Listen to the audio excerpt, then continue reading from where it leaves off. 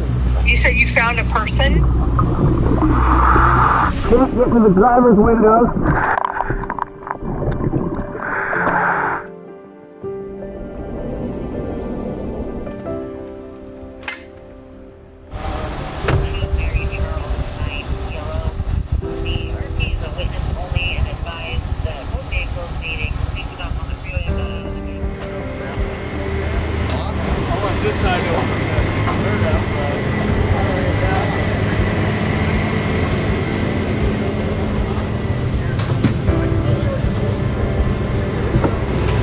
Truck came out of the water yesterday while we were working 7 missing persons cases. If you want to see that episode, check it out in the description down below. But right now, it's 8 p.m. right now. We're gonna get back on the water, do some more searching for the next couple of hours. We got some spotlights, and I'm gonna bring you into the story of 7 people that we're looking for in the Sacramento area.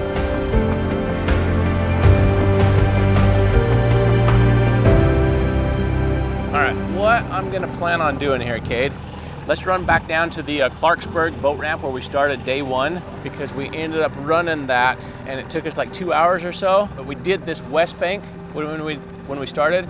So let's do the east bank, and that way we've officially covered that entire section from Clarksburg boat ramp to the stairs. Now, I want to bring you into the cases that we're working, just a quick overview, and then we'll go into further detail as we're out on the water this evening.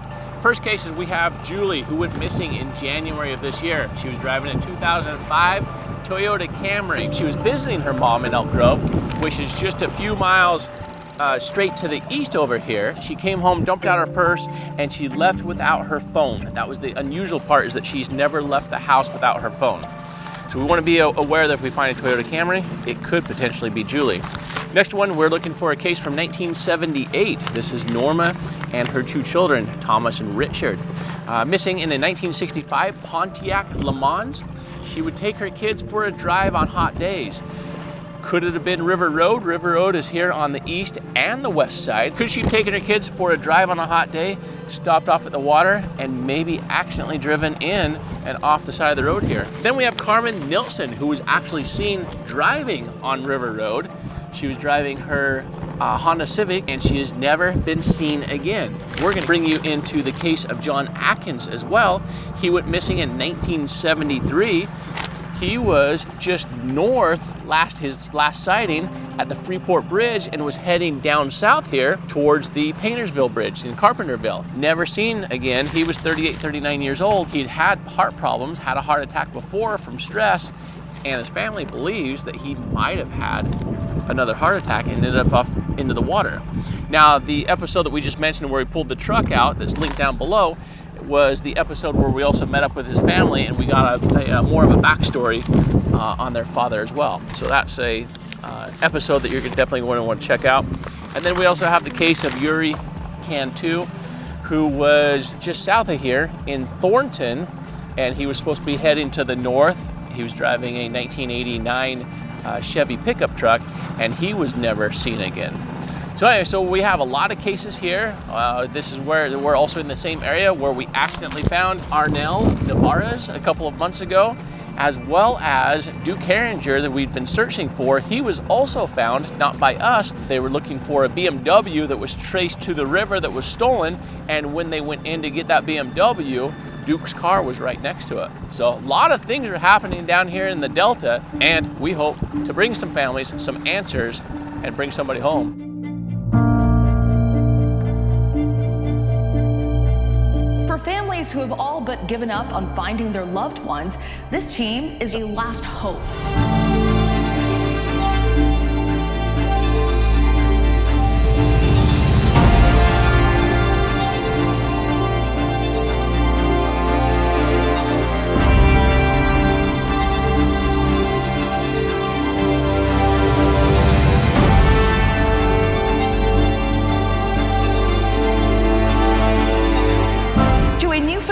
Civilian divers cracking cold cases for free.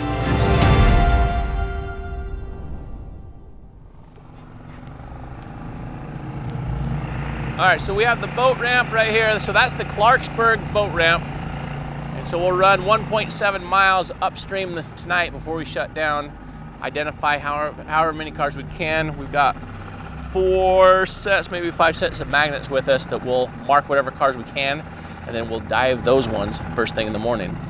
Now this evening, as we're out on the water, if you've never been with us, I will bring you into a lot of details as to sonar, how we use it, more details as to these cases, who we're looking for in further detail, and just kind of explain more about AWP, Adventures with Purpose. Adventures with Purpose was started back in 2018, and it was just kind of a fun little river diving cleanup is all that it was. I set a goal of trying to clean up 2,000 pounds of garbage in 3 months, and I hit that goal within a couple of weeks. From there, I started going up to Portland and searching for cars. I'm from Bend, Oregon is where I'm at. So anyway, I went up to Portland, started searching the rivers up there to clean up, started running into cars, and so then we started removing those cars from the river. Families saw that we had this ability to find the cars and remove them, and then they started reaching out to us and said, hey, we have a lost loved one that's in the water, we believe it's in the water. Nobody can find them. Do you think you could help us? So that's kind of how this, the new purpose of helping these families. Now, the very first family that reached out to me is really set the stage for the way that we operate. And they said, we don't have much money. What's this going to cost? And at this point, I had already heard of, families getting scammed by private investigators and a few other people. And then, so at that point, I said, you know what? We're not going to charge you a dime, but there is a trade-off. And that trade-off is it okay if we document this? Is it okay if we put it online, on YouTube, on Facebook? So that way, families can find us the same way that you found us. And they agreed to it. And every family has agreed to, that we work with, that you've seen, that's been the trade-off, is we've never charged them a dime, nor have we ever charged law enforcement a dime. And then we're always there for first and foremost for the family. So in some of my videos, you'll hear me talk to them. If there's ever anything that gets said on camera, just let me know. We're here to respect you and make sure that we don't put certain things in the videos. And we never show, when we do find somebody, we never show any human remains. So know that about us, that's how we operate. And through the process, then we also have an online store, adventureswithpurpose.com, where you can find, our merchandise, such as our shirts. What's your purpose, is a good one. Adventures with Purpose t-shirts. We have some search team shirts, hats. We have safety window breakers, just in case you end up in the water, because half of the people that we find that did not choose to be in the water, they ended up drowning, and half of those people I feel like would still be here today if they had a window breaker to break out of their vehicle. So we do have those available online as well. You'll see us use magnets this evening or within this episode as we latch onto cars. Those are available if you want to get into magnet fishing, where you go to docks and just help clean up the environment and see what you can find in way of treasures at boat docks and stuff like that. And as I've been talking here, you've seen the sonar running. So what I want to do is I want to bring you into the entire sonar setup here and kind of give you a rundown as to what I'm looking at here and how I read this. The one that I use most often is going to be side imaging here. So right now we're casting 75 feet to the left and 75 feet to the right. This is my side imaging, and what I'm looking for is I'm looking for objects that are going to be shadowy, and I'll show you when we actually find the car this evening. It's going to pop up, and that's what I'm going to be focused in on. My down imaging is going to show me, how tall it is, and then my live scope is what really allows me to get right over the top of it and drop the magnets on it and really be able to identify if it's a car or not. So kind of between the three of these is what helps me triangulate.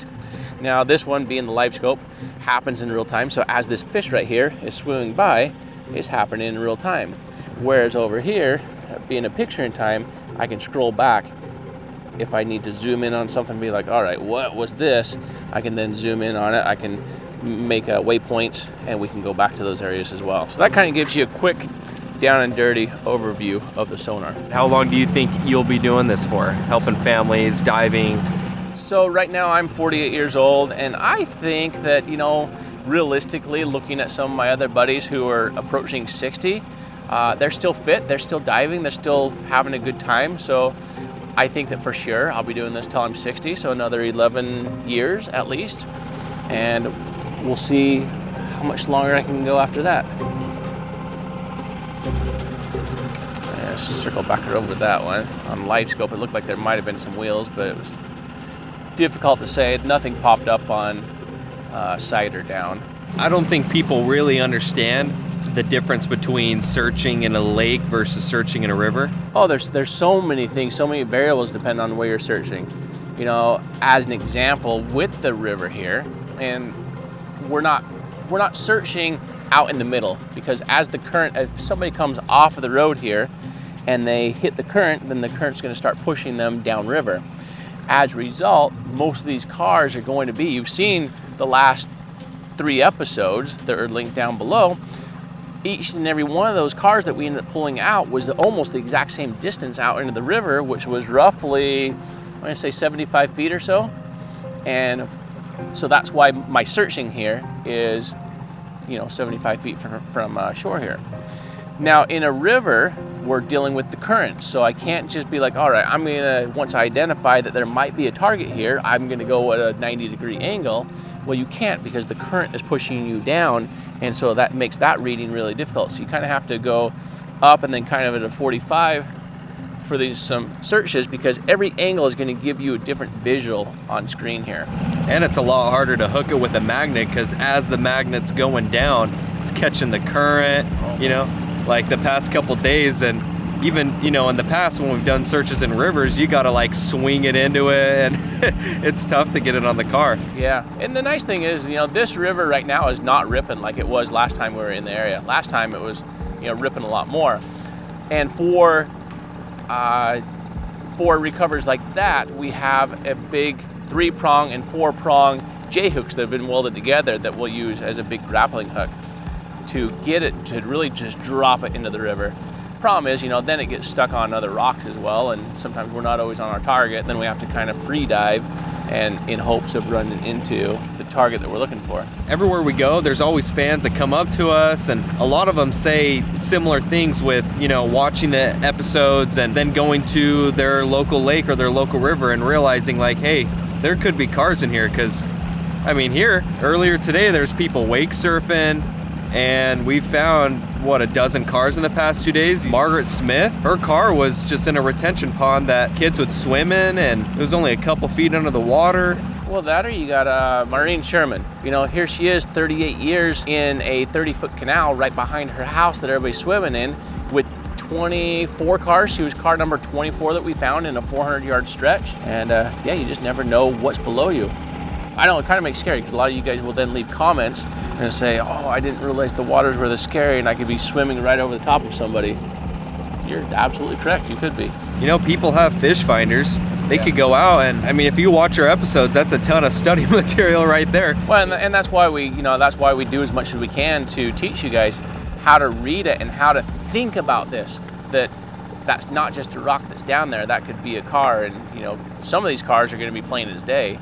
But also, as you're looking at us this evening, earlier today we were in water that was 15 to 20 feet, 25 feet. Now we're in water that's 37 feet. And so for that reason, you have to slow your speed down. You really have to pay attention to, if you're going to be able to find something. And especially when you have the banks that drop off like this. If you look at it on the right side of my screen here, what I have here is I have the river bank that comes down.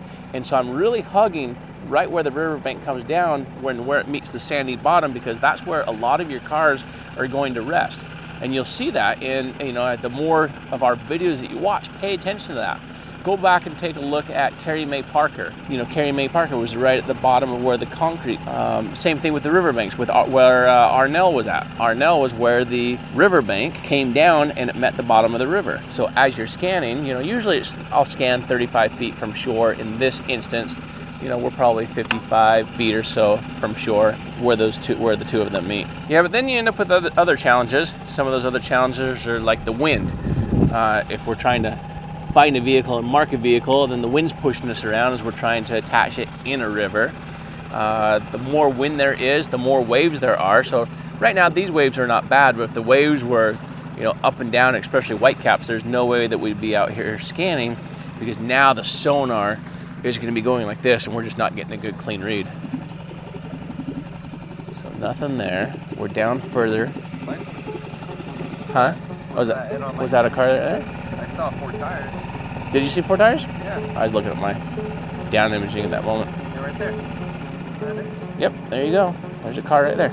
Yeah, that's a car that's upside down. So now you're gonna see I have the challenges of the wind and the current. Then I have to keep it in line with how far from shore as I'm doing it. And then going upstream is actually going to be worse for attaching it because I want to try to attach it to the upstream side so that way the magnet gets pushed down into the car. But because the current is going that way, then it pendulums my magnet here. So you can kind of see like right here, already my magnet's only down in the water, maybe, oh look, six feet right there, and it's already dragging 5 feet behind the boat. All right, let's drop it down to 20 feet and see if we can drag back into it. All right, look at that, we got it. I think we got it. So let's now drag ourselves over the top of it. No, that was just rocks that we got. All right, now we might have attached to it by accident. Not accident, on purpose, right? Nope, it's still off to our left. We're not on it.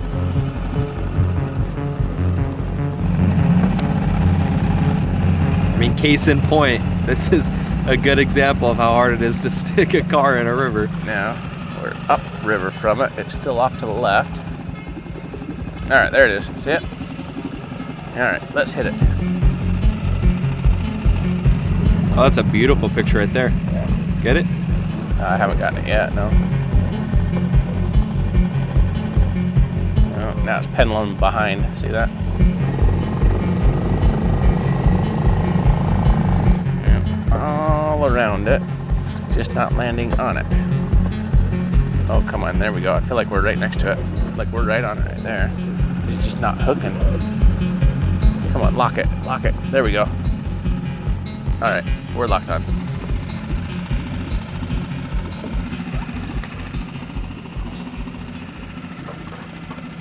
Oh, why am I having such a hard time? You know what happened is that it'll get stuck on a rock as I'm trying to pull it up. There's a good stump for you right here, Jared. I can't get that far. It's stuck right here. You know, like when it pendulums down and they get stuck on some of those rocks coming up the shore bank. Here, get around this branch right here. Don't hurt yourself. Yeah, I know. All right, there we go. That's good for tonight. All right, here we go. Back on course. See how we're no longer in the 37 feet deep water? It's a lot shallower here now. And we're still about the same distance from shore. These are the depths that I like doing sonar in a lot better. Those deeper depths, anything over 30, becomes a lot more difficult.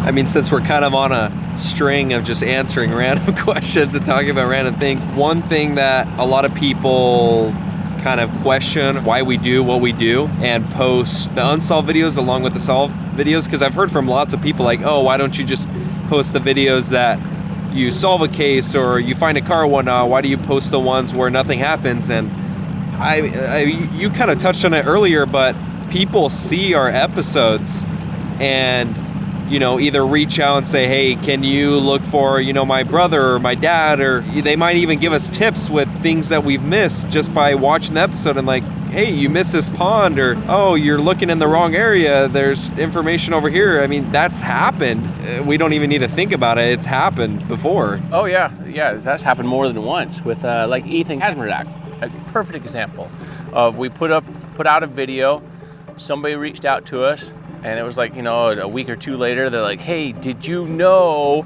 that this bit of information? We're like, no, we didn't. And so then we went back and we ended up finding them in like an hour or two when we ended up going back. Well, and then think of it also like America's Most Wanted. You know, we're putting this information out there to the world so that way you're now aware of it. And that way, if you happen to be a fisherman or your uncle's a fisherman, you're out on the water, you're like, hey, Uncle Joe, turn on your fish finder closer to these boat ramps and closer to shore, and maybe we could find a vehicle and we can reach out to our local sheriff's office and make sure that they're aware that there's a vehicle there. Or, you know, you can look it up in your area like, hey, is anybody missing in my area with a vehicle? And you found a vehicle, that's only half a mile from where they were last seen, you definitely need to be reaching out to local law enforcement and give them that information. And I think I might have a car there. Is this the car we already found? Have we passed the RV? Did I find the same car? Oh, let's see. Oh yeah, this is the car we already found earlier. Okay, so we've accomplished from the boat ramp up to the RV. So we'll head back over to the RV for the night, and then we will continue this episode first thing in the morning, so don't go anywhere.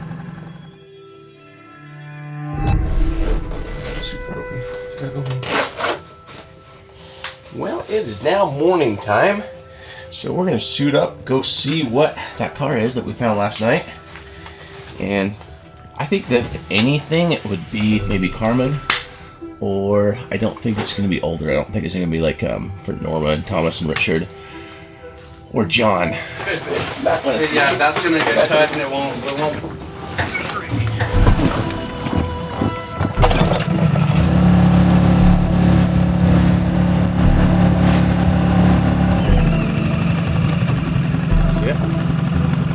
I think it's somewhere over here, right? Yeah, it's just like right here. There it is, right there. That's why we have a car here. Goes right off the end. There's an intersection right there? Yep, intersection right there with no guardrail.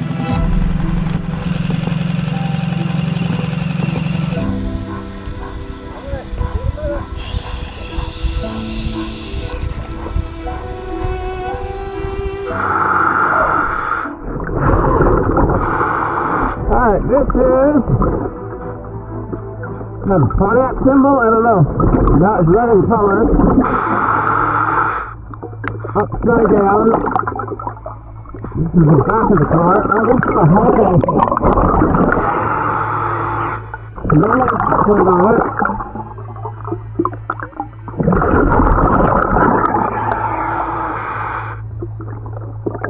Not sure what kind of car it is yet.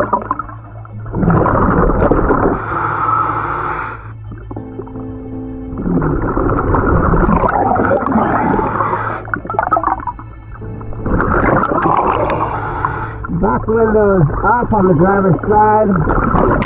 No, the driver's window is down a little bit. And it's not down enough for me to really get in there. My glove won't even go all the way in.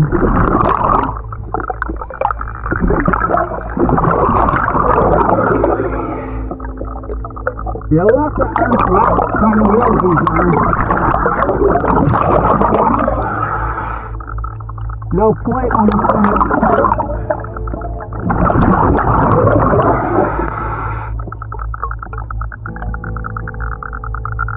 Yeah, I don't know what this is.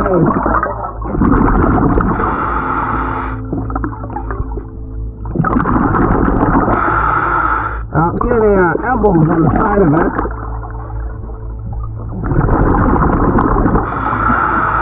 I've been down here 20 years. It's at least 20, not 30 or 40.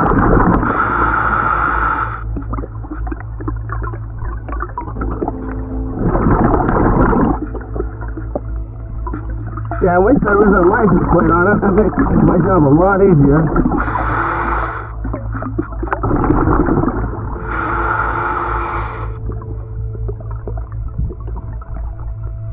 Yeah, this side's buried. We can't even get to the windows on this side. No emblem.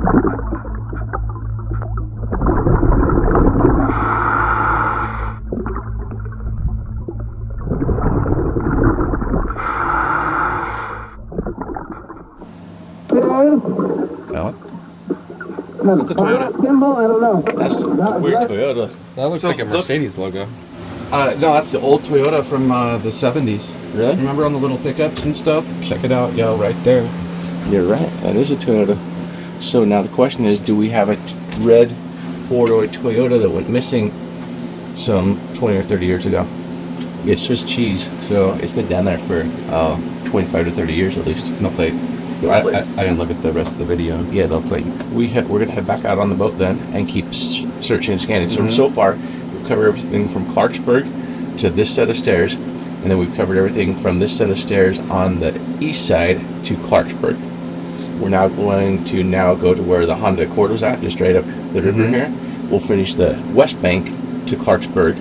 Then we're going to jump back across and focus on the east bank, looking for John. It's our focus today still. Let's do that, good game plan. Okay. But yeah, if you can research and see if that car is associated with anybody.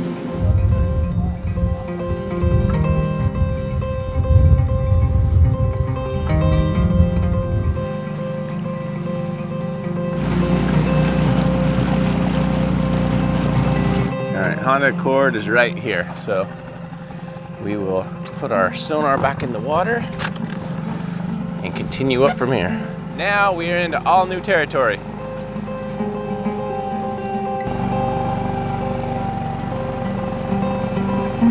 All right, look at that one. Oh, wow. So this one could be Julie. So there's the down imaging of it. There's the side imaging of it. All right, let's run some scans at some different angles. So that's the car right there. All right, so there's the car. That's a Camry size, isn't it? Can you tell from that reading how old it might be? It appears to be newer. Like, I wouldn't put it beyond 5 years old. Look how it's not buried like some of these other cars. So it hasn't had time to sit down here as long. Spin this way. All right, get ready for that shot right there. Yeah, I mean, that puts me more as a Camry in my opinion. So we'll come back over here a little bit and then let the magnet not pendulum and then drop the magnet into it. There we go, solid. Right there.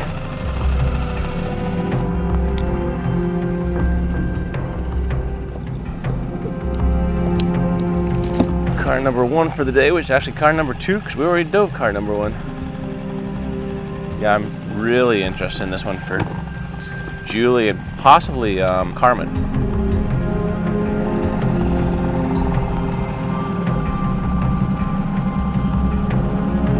All right, there's the car.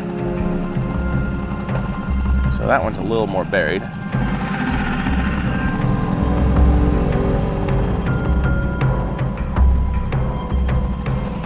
I mean, look at that one too, though. I mean, that could be a Camry just as much. That one looks a little older, though. It's a little more buried. Yeah. So maybe the Civic? Could be.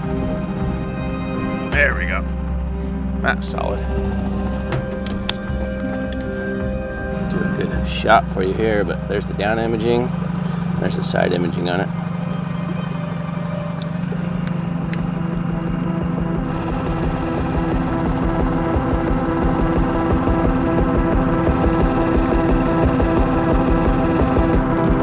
All right, look on live scope here. See what we got. Oh yeah. Vehicle upside down. All right, well, let's mark that one.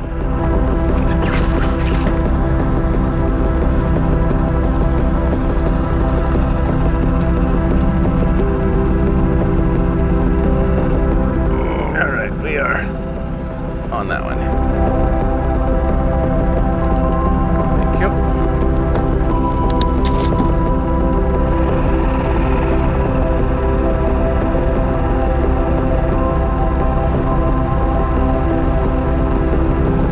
I believe we have 2 cars right here. One on the left and one on the right. We split them right down the center. One on the right on its side upside down, one right side up. That one's older. And that one I can't tell. So there's that one right there.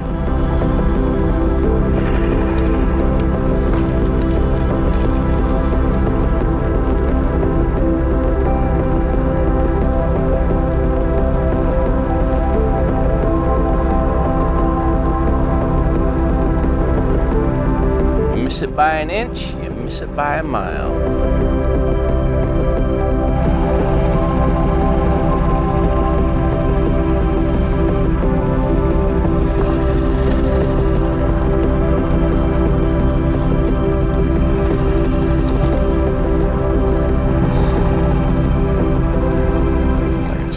into it. Come on. There we go. There's that one. Now, I need that other magnet.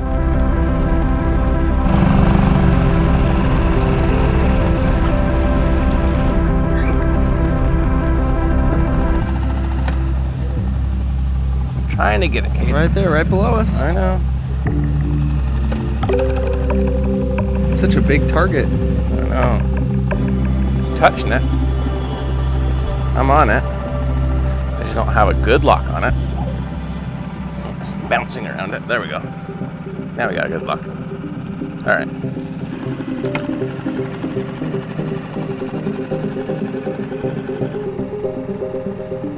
Oh, there's another car. All right, so I'm just gonna count the cars now between here and there, and then we'll have to mark them later.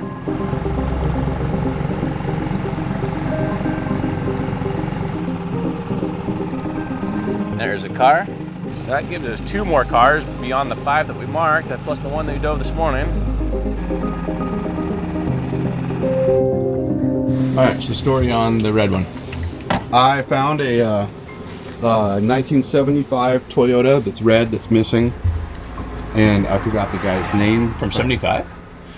No, it's a 1975 Toyota. What year did he go missing? We need to go back. I just found it. Oh, here's my phone. So, Missing from Stockton. Jose Cortez.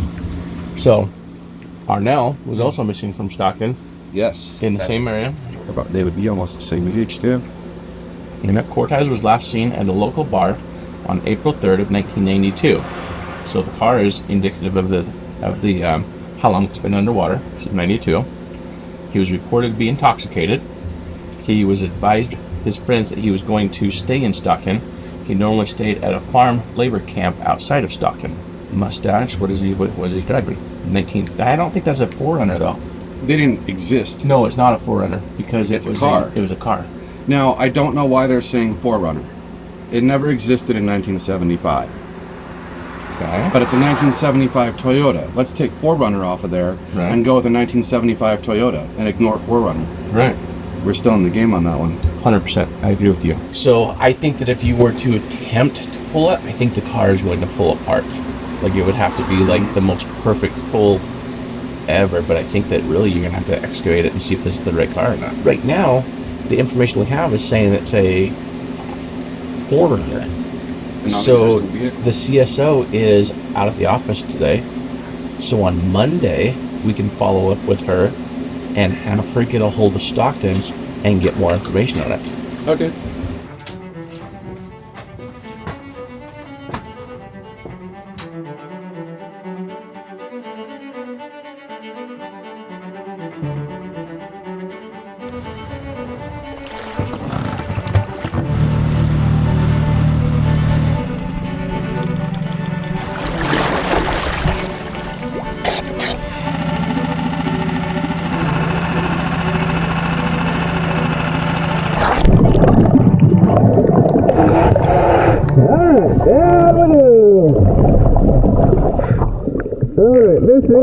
What is it? It's a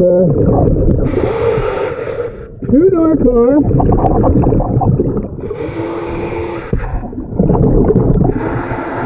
If there's a plate on the back or an emblem to Nissan.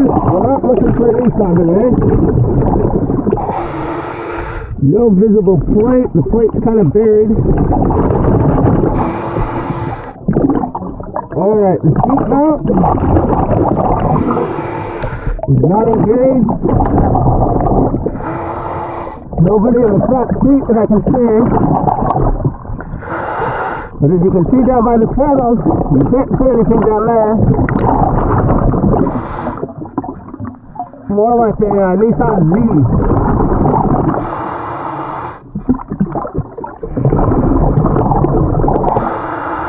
Alright, now, let's try to go over about 30 feet and run into this other car. Alright, there it is, we ran into it. This car is upside down.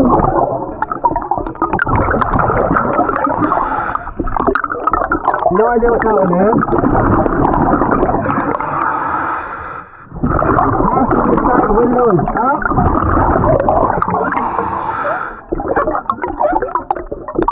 No idea what it is yet. It's more like a two-door car. Alright, we got a plate on this one. It's 4PWS436.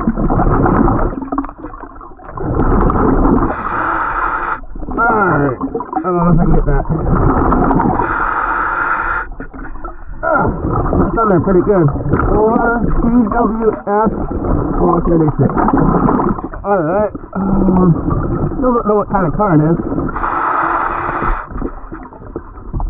See what that one says. An SLV V6.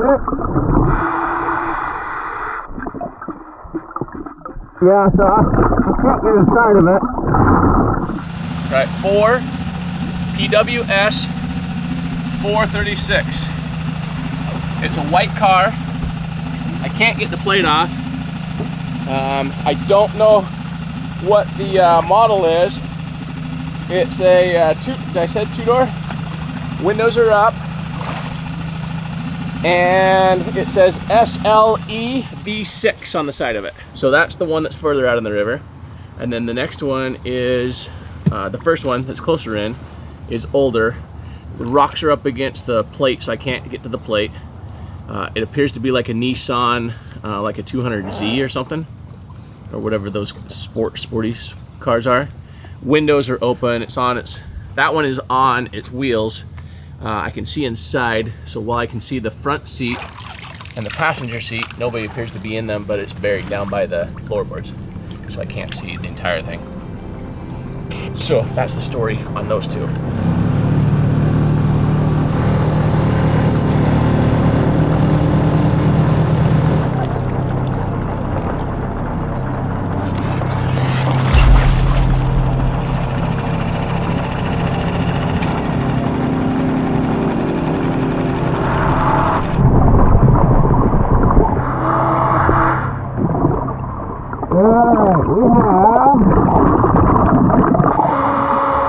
We got a plate on here. California plate, 2018 registration. Alright, this is a Ford F-150. That's a Ford F-150. The driver's window is up, but the passenger window is down. It's an extended cab.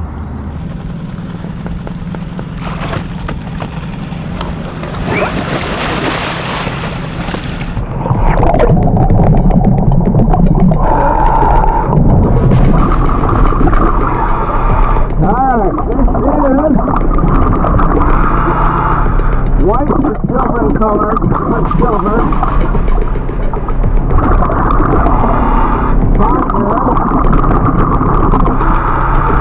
We're looking for a Honda. We're looking for a Honda Civic.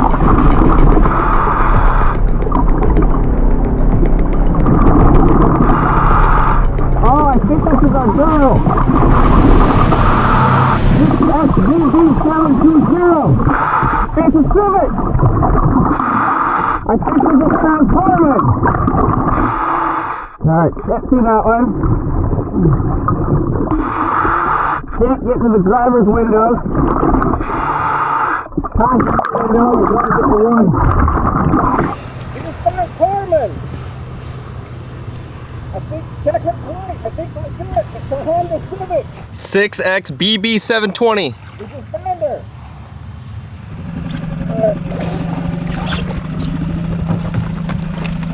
Yeah, let me dive on this last one and see if it's really. This is can't really tell the color. It's kind of a dark gray. The trunk is open, or whatever it is, not that. This could be a crossover, maybe. Alright, I've got the plate. 7 up. I don't think we have a 7 up plate. Persistence. Just keep diving. We're gonna find somebody, and we did today. So we're gonna call our main contact. He's in the wrong city and county, but we'll see if he wants to help take lead on this and get things going, or if he wants us to reach out or he'll patch us through to whoever needs to be in contact with us here. But River Road, this is where they said Carmen was last seen. It was on River Road. We just didn't know what side. This one, we'll have to run that plate also and see if that's connected to anything, as well as these other ones.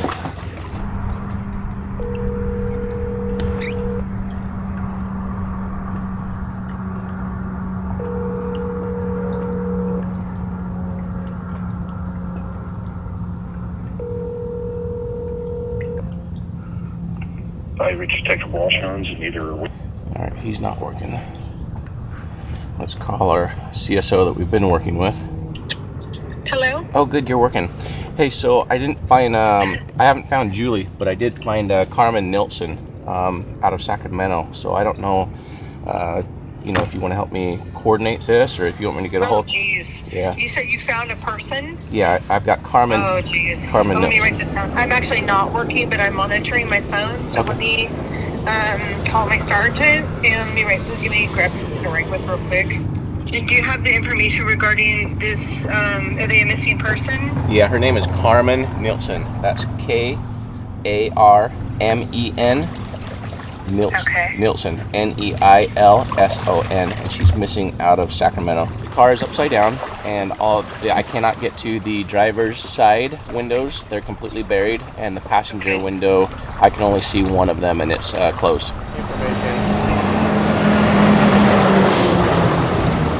Okay, I know you guys. Hey, Matt, I gotta send you in the boat, if that's all right. Yep.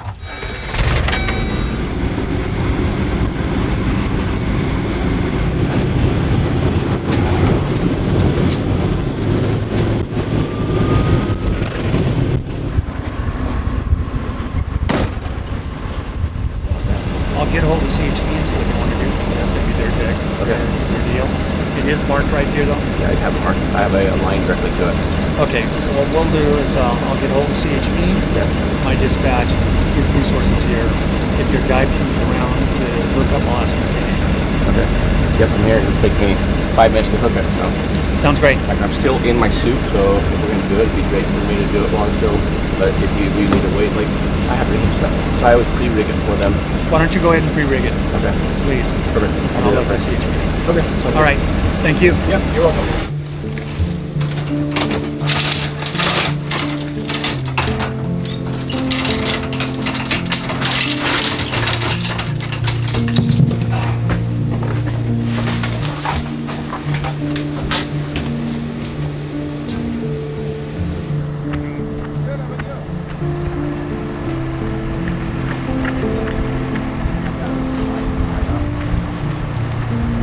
You want all these chains here? Yeah, I'm gonna go one to each wheel at the rear, and then the third one will bridle them together.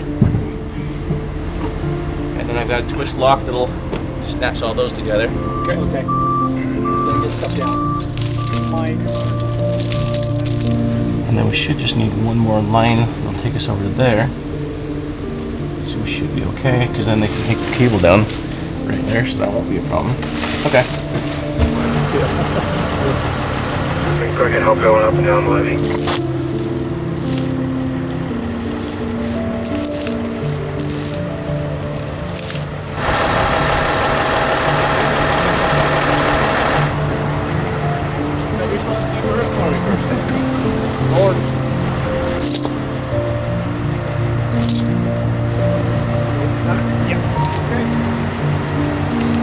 That's enough for him to get down there and start the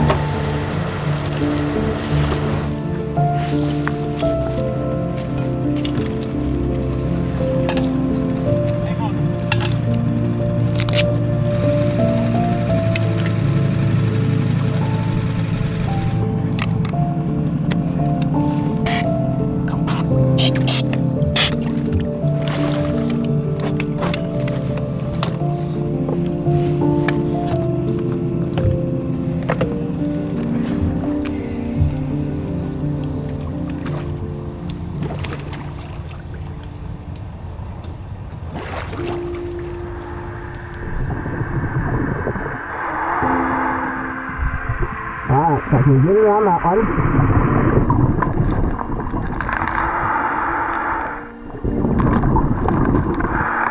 Alright, so I'm going to go around the wheel.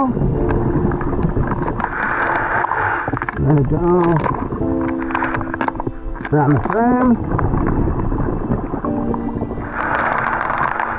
That's perfect there.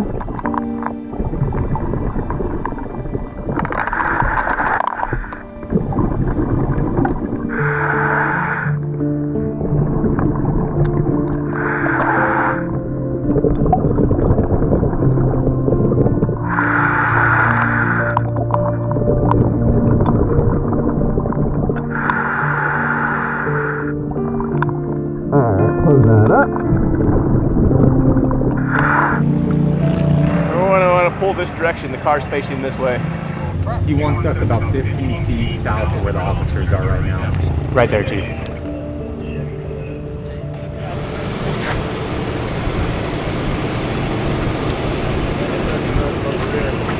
But direction.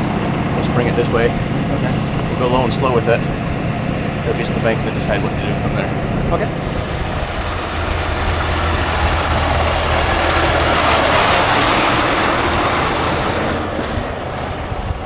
Hey, what do you have on the end? What do you need? A shackle with a chain on it? Or what do you have at the end? Let me tell you what I got here. Okay. So I've got the car is facing towards the shore just a little bit at this direction.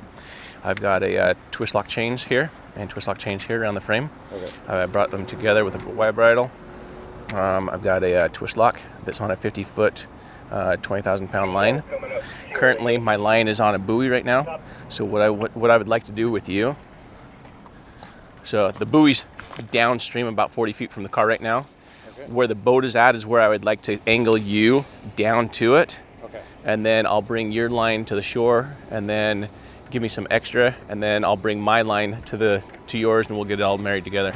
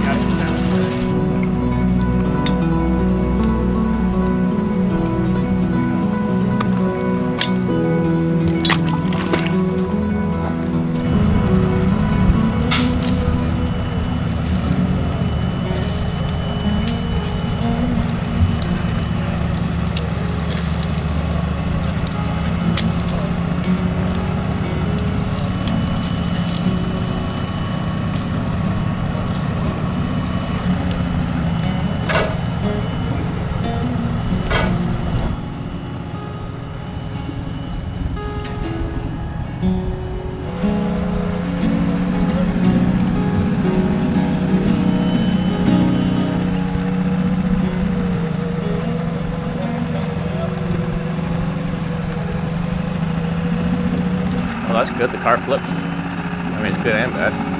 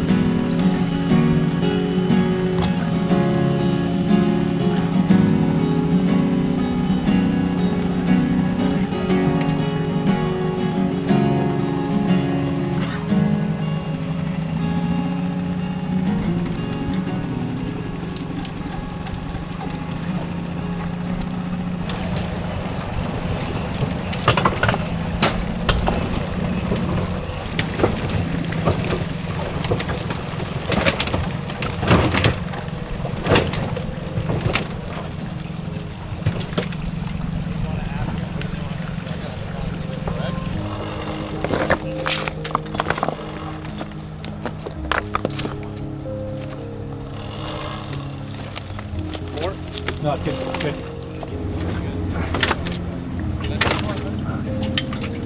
Okay.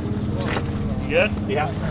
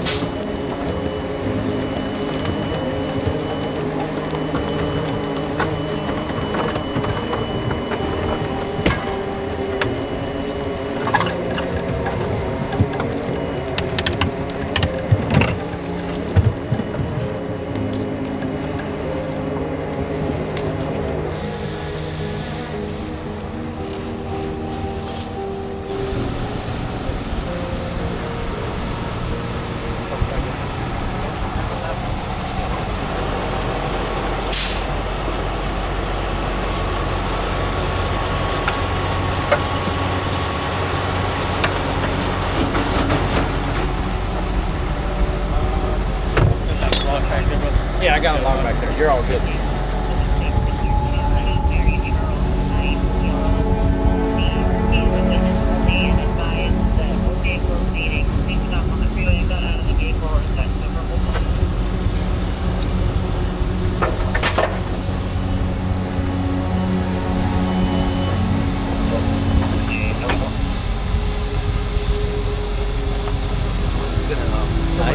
You got a knife on you?